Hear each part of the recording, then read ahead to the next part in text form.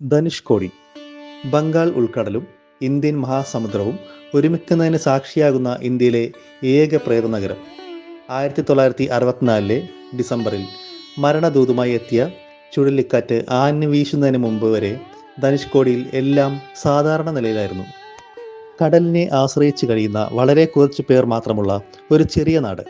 പക്ഷേ ചുഴലിക്കാറ്റ് നഗരത്തെ അപ്പാടെ തകിടം മറിച്ചു.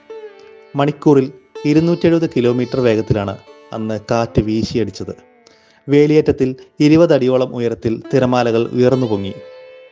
പാമ്പൻ പാലത്തിലൂടെ 115 പേരുമായി യാത്ര ചെയ്തിരുന്ന പാസഞ്ചർ ട്രെയിനിനെ തിരമാലകൾ വിഴുങ്ങി. 100 കണക്കിന് പേരുടെ ജീവനാണ് അന്ന് കാറ്റിൽ പൊലിഞ്ഞത്.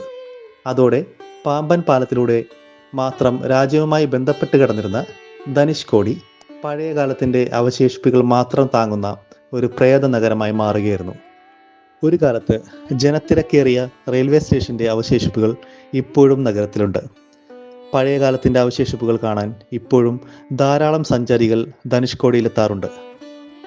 ധനുഷ്കോടിയിൽ നിന്നാൽ തെളിഞ്ഞ പകലുകളിൽ ശ്രീലങ്കൻ നഗരങ്ങൾ കാണാം.